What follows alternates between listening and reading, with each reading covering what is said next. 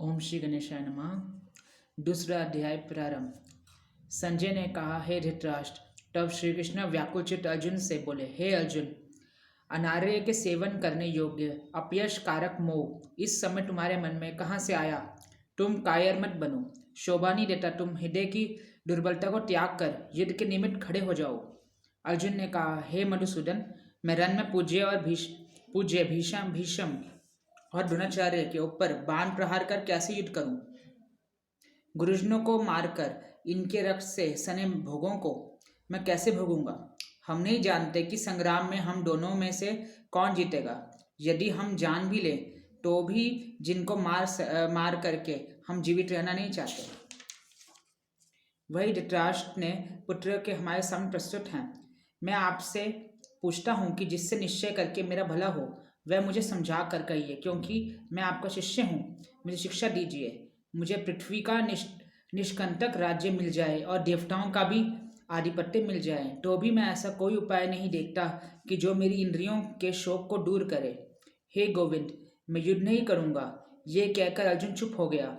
संजय बोले, हे राजन, दोनों सेनाओं के मध्य में खिन्न होकर बैठे अर्जुन ने श्री कृष्ण ने ये वचन कहे, हे अर्जुन, जिनके लिए शोक नहीं करना चाहिए तू उसके लिए शोक करता है, और पंडितों के वचन तो कहता है, परंतु पंडित लोग ना मरे हुए का शोक करते हैं ना जीवितों का। ये बात असंभव है। और मैं पहले ना था, तुम ना थे और ये राजा भी ना थे, और इसके बाद नहीं रहेंगे। जैसे देहधारियों को इस देह को लड़कपन, जवानी, बुढ़ापा, यवस्था होती है, तैसे ही मृत्यु के बाद भी दूसरी देह की भी होती है। इसलिए पंडित लोग मोह नहीं प्राप्त करते। हे नरश्रेष्ठ, सुख दुख के समान मानने वाले जिस वीर पुरुष को ये भ्रम प्रदात क्लेश नहीं देते वह मोक्ष पाने का अधिकारी हैं। असत वस्तु का तो अस्तित्व नहीं है और सत का भाव भी नहीं है। इस प्रकार इन दोनों को ही तत्वज्ञानी पुरुषों ने देखा है। जिससे सारा संसार व्याप्त है उसको अविनाशी जानो, क्योंकि इस नाश रहित आत्मा का विनाश करने में कोई समर्थ नहीं है। अतः हे भरत, तुम युद्ध करो। जो पुरुष इस आत्मा को मारने वाला तथा जो मरने वाले मानते हैं वे दोनों ही ज्ञानी नहीं हैं, क्योंकि ये आत्मा ना मरती है ना मारती है। आत्मा ना कभी जन्मती है ना कभी मृत्यु को प्राप्त होती है। नष्ट होने पर भी वह नाश को प्राप्त नहीं होती। जो पुरुष इस आत्मा को नित्य अविनाशी, निर्विकार और अजन्मा जानते हैं वह किसको घात करवाएंगे और किसको मारेंगे। जिस प्रकार मनुष्य पुराने वस्त्रों को फेंक कर नए वस्त्र ग्रहण करता है, उसी प्रकार आत्मा पुरानी देह छोड़कर नई देह को धारण करती है। आत्मा को कोई शस्त्र नहीं काट सकते हैं, अग्नि नहीं जला सकती है, जल भिगो नहीं सकता।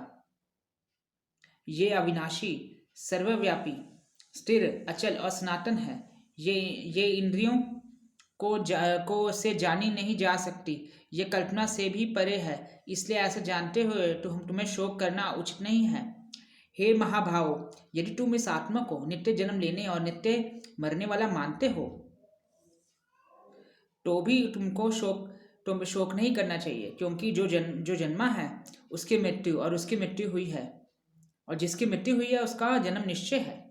अतएव जो बात अनिवार्य है उसके लिए सोच करना व्यर्थ है। जन्म लेने से पहले क्या था किसी को मालूम नहीं, फिर मरने के पीछे क्या होगा कोई नहीं जानता। ऐसी दशा में किसी बात का सोच करना क्या तुम्हें उचित है? इस कारण सब प्राणियों के विषय तुमको सोच करना उचित नहीं है। अपने धर्म को भी सोचकर तुमको घबराना उचित नहीं है, क्योंकि क्षत्रिय को धर्म पूर्वक युद्ध से और कुछ भला करने वाला नहीं है। हे पार्थ, बिना इच्छा किए स्वर्ग का द्वार रूप ये युद्ध तुमको स्वतः प्राप्त हुआ है। ऐसा सुअवसर भाग्यवान क्षत्रियों को ही मिलता है। यदि तुम अपने धर्म के अनुसार इस संग्राम को ना करोगे तो अपने धर्म और बड़ाई खो बैठोगे। सब लोग सदा तुम्हारी अपकीर्ति करेंगे और प्रतिष्ठा वाले पुरुषों के लिए अपयश का होना मृत्यु से बढ़कर है। ये महारथी समझेंगे कि अर्जुन डरकर संग्राम से हट गया, और अब तक जो लोग तुम्हारा मान करते रहे थे वे अपयश करने लगेंगे। शत्रु लोग तुम्हारे पराक्रम की निंदा करते हुए अनेक प्रकार से दुर्वचन कहेंगे। इससे बढ़कर दुख तुमको और क्या होगा। यदि तुम युद्ध में नष्ट हो जाओ तो स्वर्ग का सुख भोगोगे और जीतने पर सब पृथ्वी पर तल पर राज्य करोगे। इसलिए युद्ध में के निमित्त क्षण प्रतिज्ञ होकर खड़े हो जाओ। सुख दुख लाभ हानि जय पराजय इनको समान समझकर लड़ने के लिए तैयार हो जाओ। ऐसा करने से तुम पाप को प्राप्त नहीं होंगे। हे पार्थ, ये ज्ञान उपदेश ज्ञान योग के विषय में तुझसे कहा गया है।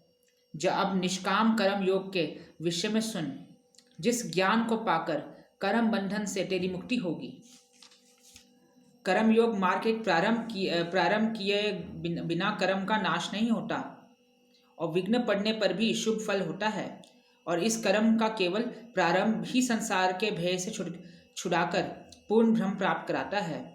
निश्चय करने वाली बुद्धि इस निष्काम कर्म में एक ही है और कामना वाले पुरुष की बुद्धि एकाग्र नहीं रहती। हे अर्जुन, अज्ञानी उस पुष्पिता वाणी को ही स्वर्ग सुख से बढ़कर कुछ नहीं समझते। स्वर्ग सुख को ही उत्तम पुरुषार्थ समझते हैं।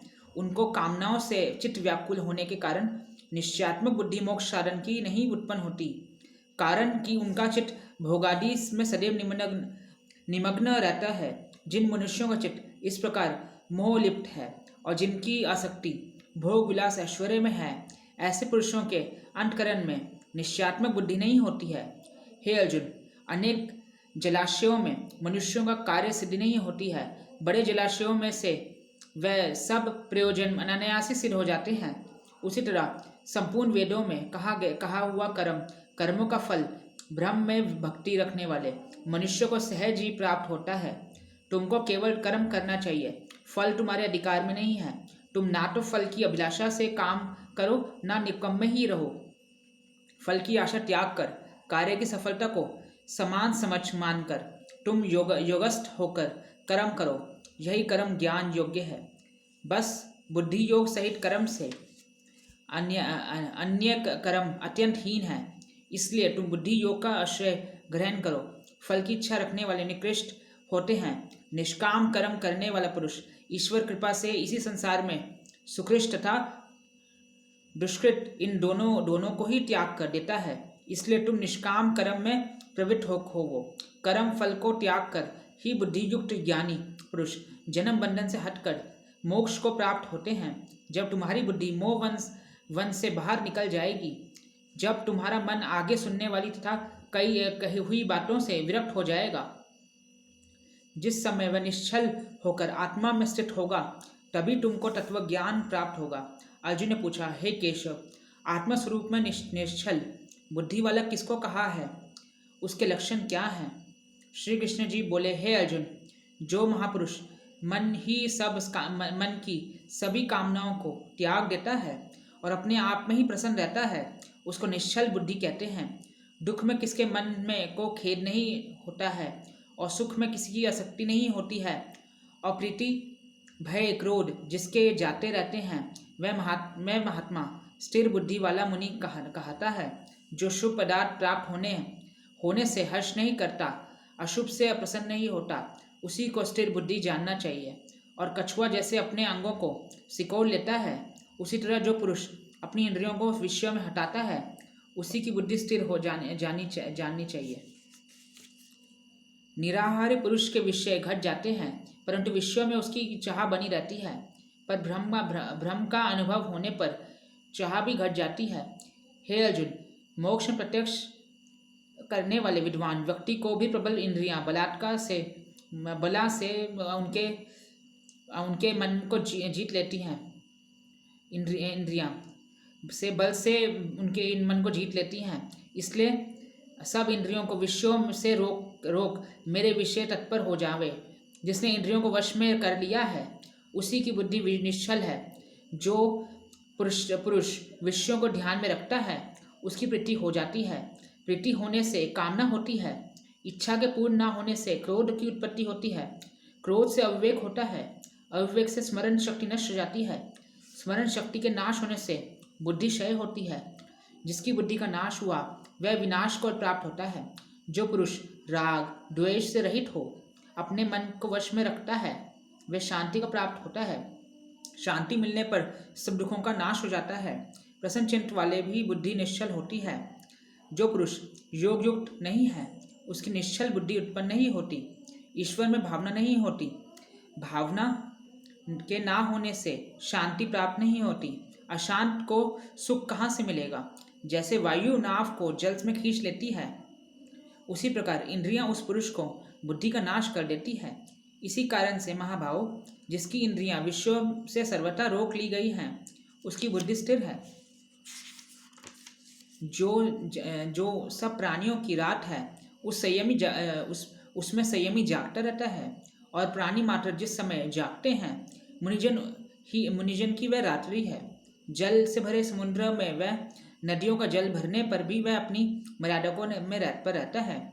उसी प्रकार जिस पुरुष में इच्छा के रहने पर भी सब विषय भोग प्रवेश नहीं करते हैं, उसी को शांति मिलती है। विषयों की इच्छा करने वाले को शांति नहीं मिलती। जो सब कामनाओं को छोड़कर तथा इच्छा रहित विचरता है वह शांति को प्राप्त होता है। हे पार्थ, भ्रम स्थित यही है। ऐसी स्थिति मिल जाने पर प्राणी फिर मोह में नहीं फंसता और अंत समय में निर्वाण ब्रह्म को प्राप्त होता है। दूसरा अध्याय का महात्मन। नारायण जी बोले, हे लक्ष्मी, दक्षिण देश में एक पूर्ण नाम नगर था। वहाँ एक देव शर्मा बड़ा धनवान रहता था। वह साधु सेवा करता था। जब संत सेवा करते हुए बहुत दिन बीत गए, तब एक बाल नामक ब्रह्मचारी आया। उसकी सेवा बहुत करी और विनय करी कि हे संत जी, मुझे कृपा कर श्री नारायण के पाने का ज्ञान उपदेश करो, जिससे मेरे जीवन का कल्याण और मुक्ति होवे। तब ब्रह्मचारी ने कहा, मैं तुझे गीता जी की दूसरे अध्याय का पाठ सुनाता हूँ। उसके सुनने से तेरा कल्याण होगा। तू श्रवण कर। एक अयाली वन में बकरियां चराता था। वह वहाँ में भजन करता था। एक दिन रात में अयाली बकरियां लेकर घर को चला। मार्ग में एक सिंह बैठा हुआ था। एक बकरी सबसे आगे चली आती देख शेर भाग गया। तब अयाली यही आश्चर्य देखकर बड़ा चकित हुआ और वह वहां आके खड़ा हो गया। उस चरवाहा ने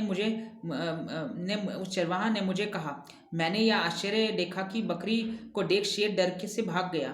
तुम त्रिकाल यज्ञ हो, यह वृतांत मुझे वह कह सुनाया। संत ने कहा, हे अयाली, मैं तुझे एक पिछली वार्ता सुनाता हूँ। ये बकरी पिछले जन्म में डायन थी। जब इसका भर्ता मर गया तब वह बड़ी डायन भई। जिस सुंदर लड़के को देखे खा लेवे। और ये शेर पिछले जन्म में फंडक था। वह पक्षी पकड़ने बाहर गया और डायन भी बन को गई। वहां डायन ने उस फंडक को खा लिया और वही फंडक शेर हुआ। अब डायन बकरी भई। शेर को पिछले जन्म में खबर थी, इसलिए बकरी को देखकर शेर ने जाना कि अब तुझे भी खाने आई है।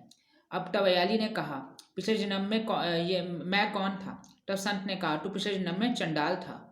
अयाली ने कहा, हे ब्रह्मचारी जी, कोई उपाय भी है जिससे हम तीनों इस अधम देह से छूट